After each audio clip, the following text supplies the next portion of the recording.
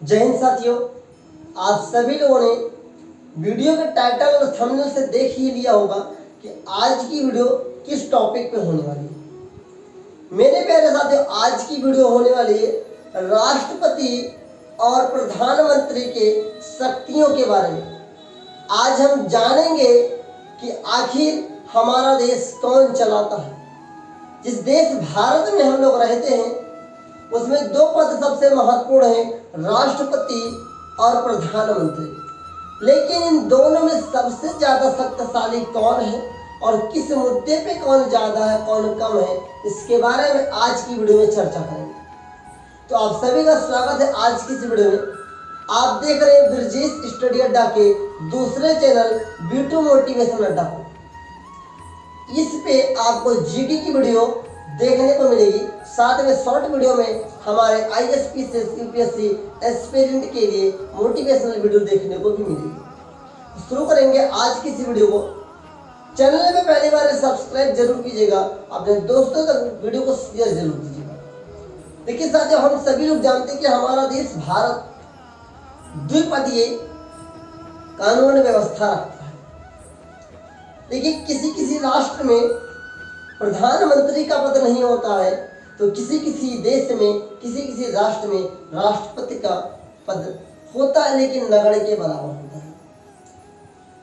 Foreign country जैसे America, USA, China जैसे देश में प्रधानमंत्री कम, राष्ट्रपति वहां पे ज्यादा पावरफुल होता है। वहां पे एकल कानून व्यवस्था है। साथियों, हम जिस देश भारत में रहते हैं, इस देश भारत में हम लोग ज्यादातर देखते होंगे कि प्रधानमंत्री जो वर्तमान में प्रधानमंत्री माननीय नरेंद्र मोदी जी हैं, उन्हीं का नाम हम लोग चर्चा में सुनते हैं कि वो विदेश यात्रा गए। उन्हीं को लोग सुनते रहते हैं कि G20 में उन्होंने सम्मेलन में भाग लिया। भारत के अनेक हिस्सों में वो यात्राएं करते रहते हैं, देश के अनेक हिस्सों में वो काम करते रहते हैं। प्रधानमंत्री का नाम हम लोग ज्यादा सुनते हैं, लेकिन ऐसी बात नहीं कि प्रधानमंत्री का नाम ज्यादा सुनने से राष्ट्रपति से उसके पास शक्तियां ज्यादा हो जाती हैं। मेरे प्यारे साथियों, राष्ट्रपति जो होता है वो राष्ट्र का मुखिया होता है। ध्यान से सुनिएगा मेरी सारी बातों को, तभी आप राष्ट्रपति और प्रधानमंत्री के पावर शक्ति के बीच में मतभेद कर पाएंगे। देखिए, जो प्रधानमंत्री होता है वो राष्ट्र का सभी शासन व्यवस्था का मुखिया होता है, सभी का मंत्रियों का मंत्री होता है, सभी विभागों के मंत्रियों का मंत्री होता है। लेकिन जो राष्ट्रपति होता है वो राष्ट्र के मुखिया होते हैं। मतलब जिस प्रकार से हमारे घर का मुखिया कौन होता है, हमारे दादाजी, दादाजी के बाद पिताजी, पिताजी के बाद उनके वंशज होंगे। ठीक उसी प्रकार राष्ट्र का जो हमारे भारत में व्यवस्था है, जो हमारे भारत के राष्ट्र का पहला नागरिक होता है वो होता है साथियों राष्ट्रपति होता है। ठीक उसी प्रकार राज्यों में व्यवस्थाएं होती है।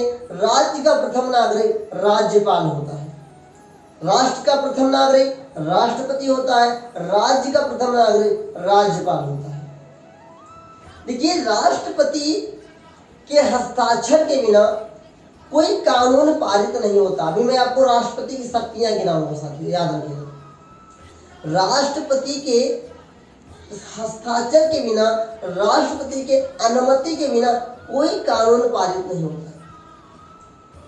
और जितने भी कैबिनेट में मंत्री बनाए जाते हैं, चाहे वो विदेश मंत्री हो, कानून मंत्री हो, वित्त मंत्री हो, शिक्षा मंत्री हो, चाहे वर्तमान सरकार में हो या पूर्व सरकार में हो या आने वाली सरकार में हो, जिन मंत्रियों को लिस्ट देनी होती है वो लिस्ट तो देता प्रधानमंत्री। प्रधानमंत्री जिसको चाहेगा वही को मंत्री बना सकता है, उसी को वो विभाग दे सकता है। लेकिन जब तक राष्ट्रपति का हस्ताक्षर नहीं होगा, अनुमति नहीं होगी, तब तक याद रखिएगा साथियों, कोई भी मंत्री नहीं बन सकेगा कैबिनेट में। मान लेते इसमें वर्तमान सरकार में, भारत सरकार में प्रधानमंत्री माननीय नरेंद्र मोदी और राष्ट्रपति श्रीमती द्रौपदी मुर्मू है। अगर प्रधानमंत्री नरेंद्र मोदी को किसी को भी कोई विभाग देना है जैसे कि रक्षा मंत्री हमारे राजनाथ सिंह हैं, विदेश मंत्री एस जयशंकर हैं। अब इनको अगर बनाना जब हुआ होगा तो इनका एक लिस्ट दिया गया होगा, नाम लिखकर और विभाग का नाम लिखकर ये लिस्ट सौंपी गई होगी राष्ट्रपति को उनकी अनुमति के लिए। जब तक वो सिग्नेचर नहीं करेंगे तब तक याद रखिए कोई नया मंत्री विभाग नहीं बनेगा। तो जब तक राष्ट्रपति नहीं चाहेगा तब तक कोई मंत्री विभागीय मंत्री नहीं बनता है। ये तो शक्ति होगी। याद रखिएगा जो राष्ट्रपति, हम सभी लोग जानते हैं कि सर्वोच्च न्यायालय का जो सबसे बड़ा पावर होता है सर्वोच्च न्यायालय के पास होता है, लेकिन उससे बड़ा पावर भी है राष्ट्रपति के पास। सर्वोच्च न्यायालय अगर किसी को फांसी की सजा दे देता है, किसी को उम्र कैद की सजा देता है, कोई भी सजा दे देता है, अगर राष्ट्र का मुखिया मतलब कि राष्ट्रपति चाह ले तो उसकी सजा कम भी हो सकती है, माफ भी हो सकती है। राष्ट्रपति एक ऐसा पद होता है जिस पद पे रहते हुए उस व्यक्ति को पूरे देश के शासन व्यवस्था में सुधार की भी अधिकार होता है। राष्ट्रपति चाह ले तो देश में आपातकाल के समय अपना खुद का कानून देता है। राष्ट्रपति चाह ले तो पूरे देश में एकल व्यवस्था भी लाने में संभव हो सकती है। राष्ट्रपति के पास इतनी बड़ी शक्ति है कि अगर कोई इमरजेंसी आ जाती है हमारे देश में, जैसे भूख की इमरजेंसी आ सकती है, बाढ़ की आ सकती है, कोई खतरनाक इमरजेंसी आ सकती है, लेकिन भगवान न करे आए, लेकिन ऐसे कई सारे इमरजेंसी सब पूर्व काल में आ चुके हैं पहले समय में, तो आपातकाल भी लग चुका है। तो आपातकाल समय में राष्ट्रपति का शासन साथियों लागू होता है। याद रखिए। अब आगे मैं प्रधानमंत्री के बारे में कुछ आपको बता देता हूँ। देखिए, राष्ट्रपति अगर रिटायर हो जाता है या कुछ आपातकाल उसकी मृत्यु हो जाती है तो उसका पद उपराष्ट्रपति संभाल सकता है हमारे भारत के अंदर। याद रखिए, हमारे भारत में राष्ट्रपति का पद उपराष्ट्रपति कुछ समय के लिए कार्यरत हो सकता है, लेकिन अगर कुछ ना हुआ और प्रधानमंत्री को कुछ हो गया तो प्रधानमंत्री का जब पद खाली हो जाता है तो उसके लिए दोबारा चुनाव होता है। ये नहीं कि कोई मंत्री प्रधानमंत्री का पद संभाल सकता है। याद रखिएगा, अगर प्रधानमंत्री की कुर्सी आपातकाल में कुछ हो जाता है जिससे कारण वो खाली हो जाती है तो उसके लिए कोई मंत्री को नहीं बिठाया जाता है, बल्कि वो सरकार भंग कर दी जाती है और उसके बाद एक नई सरकार नए चुनाव के द्वारा बनी जाती है। तो राष्ट्रपति और प्रधानमंत्री दोनों में बहुत बड़ा मतभेद है। प्रधानमंत्री जो होता है वो सभी मंत्रियों का मुखिया होता है और जो राष्ट्रपति होता है वो सभी राष्ट्र के सभी कानून व्यवस्थाओं का या सभी का मुखिया होता है। मान लीजिए, शासन व्यवस्था का जो देखभाल करते हैं वो तो हमारे प्रधानमंत्री जी करेंगे, और शासन व्यवस्था में सुधार लाना हुआ या कुछ शासन व्यवस्था में कोई नया कानून ऐड करना हुआ, किसी को कुछ नया चीज देना हुआ, उसकी अनुमति भी राष्ट्रपति ही देता है। याद रखिएगा साथियों।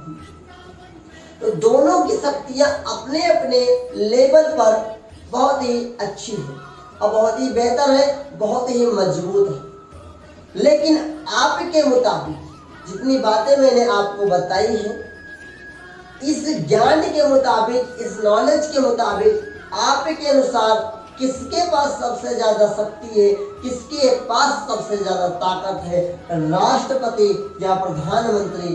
कमेंट सेक्शन में जरूर लिखिएगा।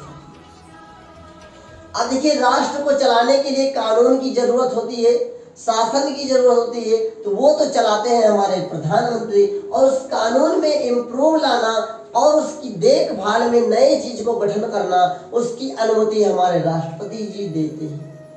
तो आपके हिसाब से, आपके मुताबिक कौन सबसे ज्यादा ताकतवर है, कौन देश को चलाता है? कमेंट सेक्शन में जरूर बताइएगा।